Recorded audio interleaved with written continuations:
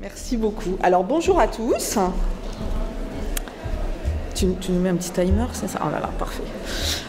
Bonjour à tous. Donc voilà, vous rentrez dans la salle, installez-vous. Donc je vais me présenter. Je suis Agnès Linglard.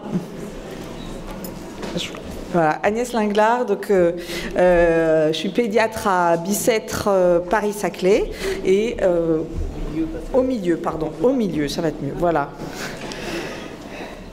Et donc, comme vous savez, depuis juillet cette année, j'ai repris l'animation de la filière à la suite de Valérie Cormier de Necker. Donc, on va passer à travers tous ces éléments. Je voudrais vous remercier très très chaleureusement d'être venus si nombreux à la journée de la filière Oscar, qu'on est vraiment très content de faire aujourd'hui pour l'année 2019. Il y a des représentants du médecin, médico-sociaux, toutes les professions, du ministère de la Santé. On remercie aussi Anne-Sophie Lapointe de s'être déplacée pour venir nous voir et qui va nous parler, et puis les orateurs de la journée. Et les associations. Voilà, et les associations de patients, bien sûr, les patients et les associations de patients, et les laboratoires qui nous soutiennent aujourd'hui. Donc voilà, c'est un remerciement un peu global, mais vraiment sincère et chaleureux. Donc j'espère, l'idée c'est vraiment qu'on ait une journée interactive, de parler, de créer des réseaux entre les différents professions, mais aussi sites et centres de référence. Et donc je vous engage vraiment à discuter et puis à ne pas hésiter à poser des questions sur les différents éléments qu'on va parler. Donc sur le programme de la journée, on a une partie ce matin qui est des présentations, alors à la fois scientifiques et puis plus structurelles pour la filière. Et cet après-midi, on aura les groupes de travail. Donc on va commencer avec une partie sur génome et maladies rares, et on a l'honneur d'accueillir le professeur Sanlaville et puis le professeur Cormier d'Air pour ce sujet. Et on aura aussi une présentation de Radioscar. Je ne vais pas dévoiler ce que c'est, ce sera une surprise, comme dit Elisabeth. Je vais vous présenter Elisabeth juste après. Ensuite, on aura une partie sur grossesse et les pathologies qui nous concernent, avec le professeur Serror, le professeur Guggenbuhl et le docteur Koumakis. Et puis, comme j'ai dit tout à l'heure, on discutera ensuite avec Anne-Sophie Lapointe pour vraiment la partie nationale française de l'actualité dans les maladies rares. Et cet après-midi, on s'est répartis en groupe de travail. Si vous n'êtes pas inscrit, vous pouvez choisir maintenant où est-ce que vous souhaitez aller. Voilà, l'idée c'était de pouvoir aller là où on a le plus d'acquaintance. Et puis en fin d'après-midi, pour ceux qui ont été élus, on aura la réunion du premier CODIR et COPIL de cette organisation de la filière. Donc si vous pouvez rester, c'est super. Donc on va avec Elisabeth, que je vous présente maintenant. Elisabeth. Je suis ravie d'être là et enchantée de vous accueillir. Donc Elisabeth Célestin, qui est la chef de projet, qui anime donc la filière à mes côtés et avec une équipe. Alors on voudrait commencer par vraiment faire des remerciements, peut-être un petit coup d'applaudissement. On va faire ça, voilà. Pour Valérie et toute l'équipe qu'elle a animée pendant plus de 4 ans, presque 5, pour la filière. Tout ce qui a été réalisé, c'est un travail absolument énorme, la mise en place d'un réseau. Et voilà, pour moi, c'est plus facile de reprendre quelque chose d'existant que tout ce travail de création qu'elle a fait. Et on va voir les différentes mesures qui ont été accomplies, qui sont absolument remarquables. Donc, encore merci, et puis aussi des échanges qu'on peut avoir, toujours extrêmement fréquents aujourd'hui. Donc l'équipe actuelle de la filière, elle vous est présentée ici, elle est toujours en cours de construction. Donc vous avez vu Elisabeth qui est chef de projet. On a également Doriane Alain, vous retournez, qui est au fond avec son téléphone portable en train de tweeter, voilà, qui est chargé de communication pour la filière et toutes les activités de la filière. Arnaud Peramo qui vient d'être recruté. Arnaud, voilà, merci. Qui est chargé de mission recherche et animation scientifique. Ça inclut également la partie Europe. Et puis, on a un projet qui est bien avancé pour recruter également Constance Viala. Constance, tu peux te lever, voilà, merci. Comme chargée de mission parcours de soins et formation. Et voilà, on sera très, très content que ça puisse fonctionner. Et puis, il y a d'autres projets, en partie pour la partie BNDMR à déployer, donc de personnes qui devront être recrutées plus tard. Alors, comme vous le savez, la filière, elle est constituée de 2 centres de référence. Le centre de référence pour les maladies du métabolisme du calcium et du phosphore et le centre de référence pour les maladies osseuses constitutionnelles. Et ce deuxième centre de référence a 3 activités principales que vous voyez là. Donc, une activité pour les maladies osseuses constitutionnelles, une pour les dysplasies fibreuses de l'os et une partie syndrome d'Ehlers dans l'os non vasculaire. Donc un très gros centre de référence.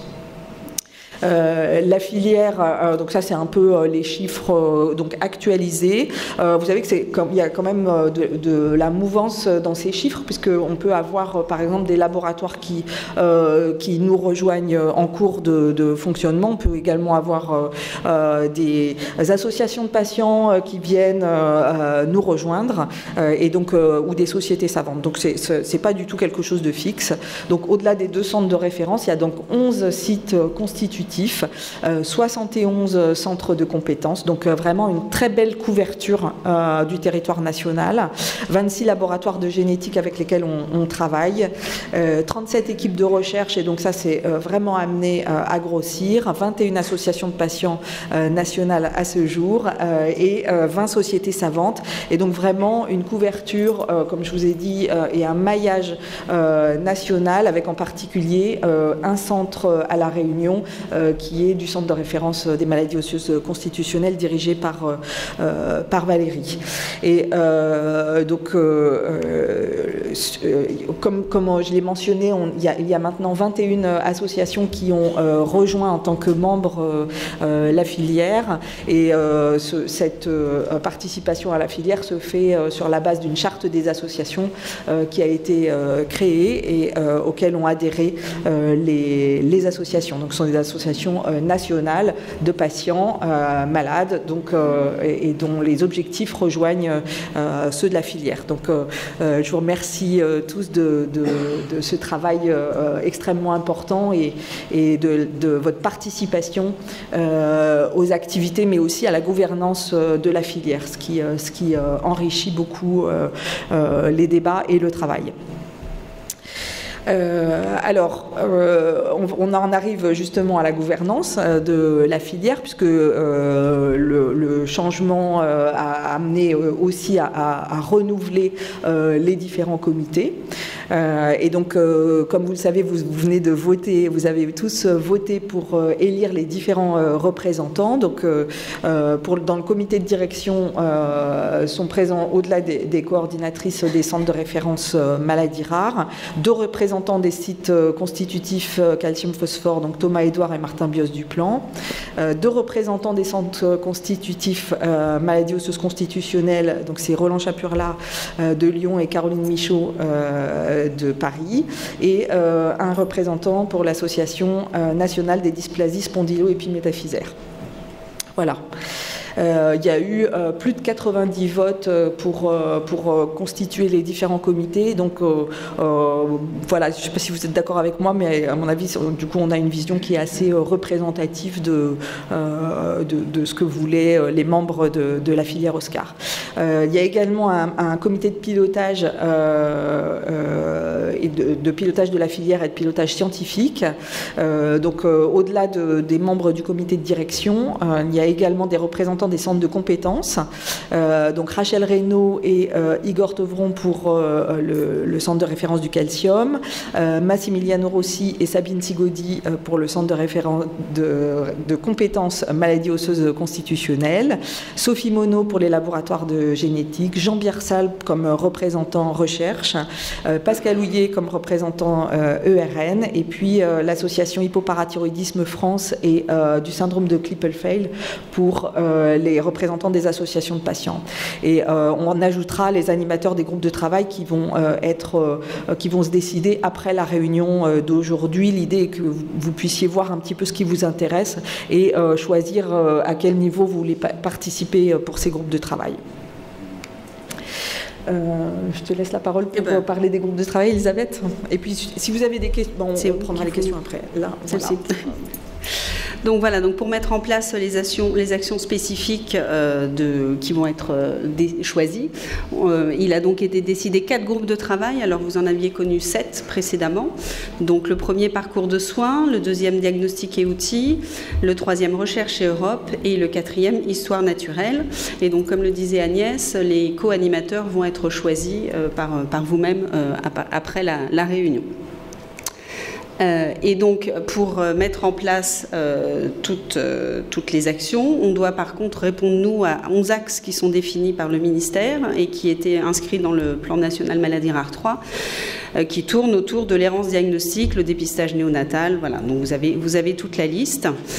Et pour cela, donc en gras, les titres sur lesquels il va bien falloir se focaliser. Et puis ensuite, à nous et à vous de décider quelles seront les actions que vous voudrez prioriser.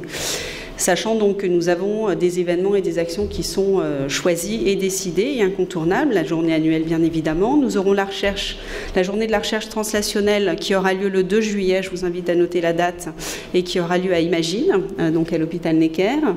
Et nous allons mettre en place des prix jeunes chercheurs. Donc on ne sait pas encore dans quelle mesure on va les choisir et les définir, mais certainement un pour le centre MOC et puis un pour le centre CAP. Voilà, ça sera des choses qui pourront être décidées avec vous.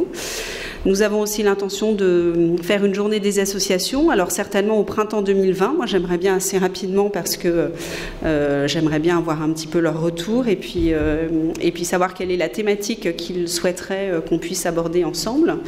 Et puis, bien évidemment, il y a également les journées Intermoc et Intercap qui sont mises en place.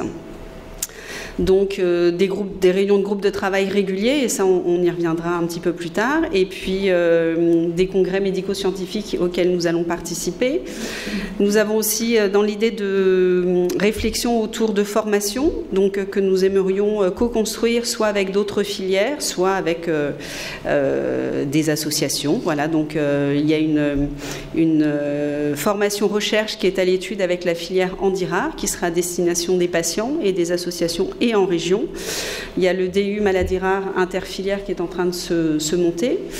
Et puis toutes les formations qui sont destinées aux professionnels, qu'ils soient d'ordre médicaux ou du domaine du médico-social. Tout ce qui est destiné aussi aux patients experts, je pense notamment avec Aurore 10. Et puis bien évidemment tout ce qui est lié à l'éducation thérapeutique du patient, et on aura l'occasion de voir ça un petit peu plus tard. Donc, depuis 2019, c'est assez court dans les actions de la filière depuis que je l'ai reprise, c'est donc depuis septembre.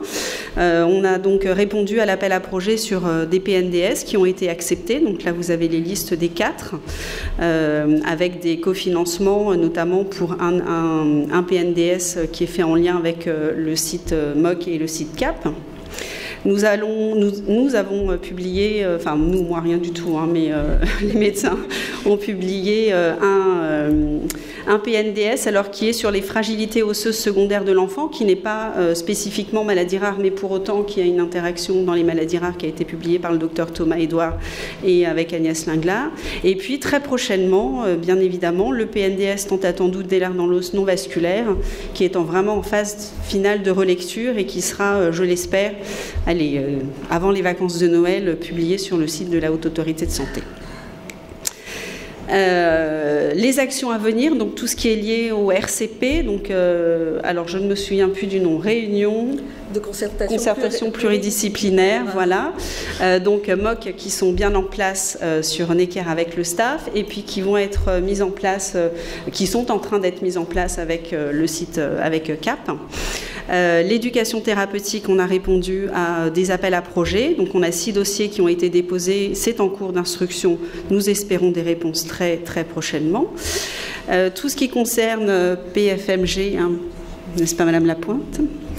L'appel à projet PFMG 2025 où le dossier est en cours et vous aurez l'occasion de l'évoquer en discussion dans le groupe de travail. Et pour terminer, donc, les appels à projets sur 4 ERN qui ont été déposés afin de compléter le maillage français. Alors, et les 4 ERN qui ont été donc choisis. Dis que c'est ERN parce que tout le monde connaît. Ah, pardon. European Reference Networks. Voilà. Avec my English accent. Donc 4 appels à projets.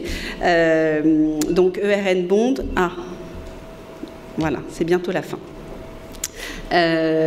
Donc, ils sont inspirés des réseaux d'experts et des filières. Et donc, il y a déjà eu une première labellisation qui a eu lieu en 2019. Et là, on est en train de...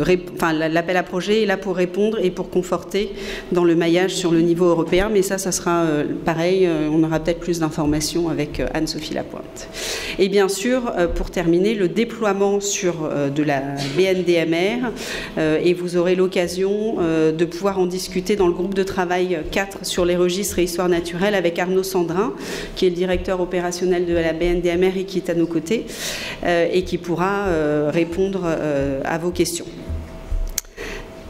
Donc, ce qu'il reste à créer, c'est tout ce que vous avez déjà commencé. Hein, et puis, nous, on va essayer de continuer. Il y a tout ce qui est arbre décisionnel, les calendriers de suivi.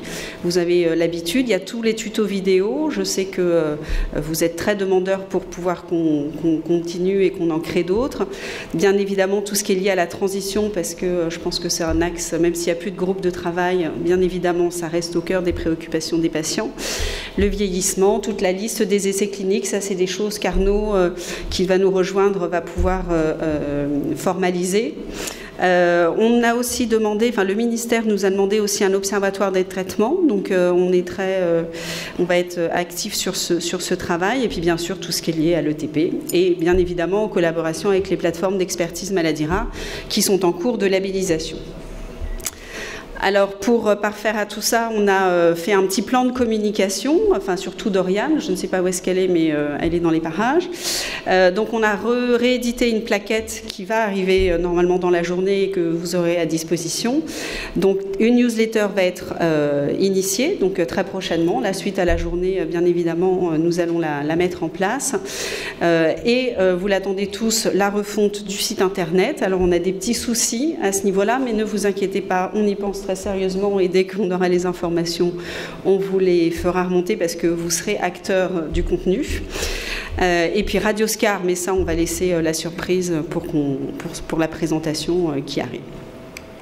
Bien évidemment, vous pouvez nous rejoindre sur les réseaux sociaux, donc Facebook, Twitter, LinkedIn, et il y a bien évidemment la chaîne YouTube. Voilà, donc Radioscar qui va nous être présenté. Moi, on tenait à remercier les laboratoires Alexion, Ipsen et Kyowa Kirin pour leur participation à cet événement. Et on vous remercie de votre attention.